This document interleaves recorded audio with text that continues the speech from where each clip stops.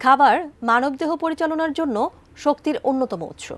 আর খাবারের বিষয়ে পৃথিবীর প্রতিটি প্রান্তেই মাংস খুবই জনপ্রিয়।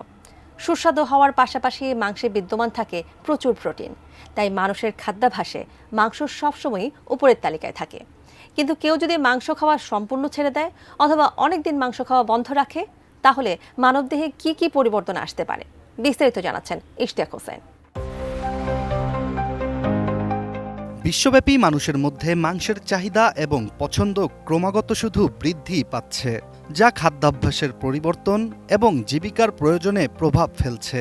বিশেষজ্ঞদের মতে মাংস খাওয়ার প্রতি মানুষের আগ্রহের মূল কারণ হচ্ছে প্রোটিনের চাহিদা ও স্বাদের বৈচিত্র্য। কিন্তু পরিবেশগত কারণে কিছু মানুষ এখন পছন্দ করছেন কম মাংস খেতে বা মাংস ছাড়া খাদ্যাভ্যাস অনুসরণ করতে।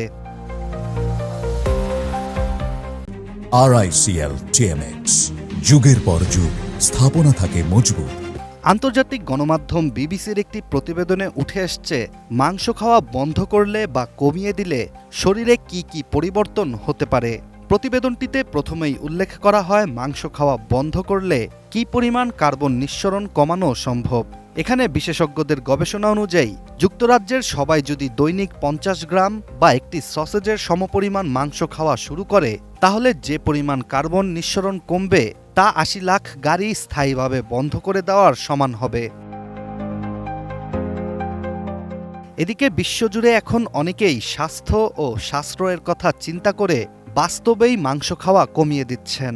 তবে কিছু ক্ষেত্রে অনেকে মাংস খাওয়া অনেকদিন বন্ধ রাখার পর পুনরায় মাংস খাওয়া শুরু করছেন। আর এ বিষয়ে একাধিক মানুষের অভিযোগও রয়েছে যে তারা অনেকদিন পর মাংস খাওয়ার ফলে তাদের পাকস্থলীতে ব্যথা বা যন্ত্রণা অনুভব করেছেন। অনেকের মনেই প্রশ্ন, মাংস খাওয়া বন্ধ করলে মানবদেহ কি মাংস হজম করা ভুলে যায়? এ বিষয়ে জানতে হলে প্রথমেই হজম প্রক্রিয়া ও কোন খাবার কত সময়ে মানবদেহ হজম করে সে বিষয়ে জানতে হবে।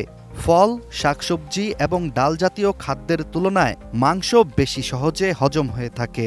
সাধারণত যে কোনো খাবার হজমের জন্য মানবদেহের মাইক্রোবায়াম জীবাণুর সাহায্য প্রয়োজন হয়। এই জীবাণুর মাইক্রোবগুলোই হজমের প্রয়োজনীয় এনজাইম ধারণ করে থাকে। শাকসবজি থেকে শুরু করে মাছ মাংস পর্যন্ত সবকিছুই এই এনজাইমগুলো দ্বারা হজম হয়ে থাকে। এই এনজাইমগুলো প্রোটিনের মধ্যে নির্দিষ্ট রাসায়নিক বন্ধন চিহ্নিত করতে সক্ষম। ফলে প্রোটিনগুলো উদ্ভিদ থেকে হোক বা প্রাণী থেকে, এনজাইমগুলো সবকিছুই ভেঙে ফেলতে সক্ষম।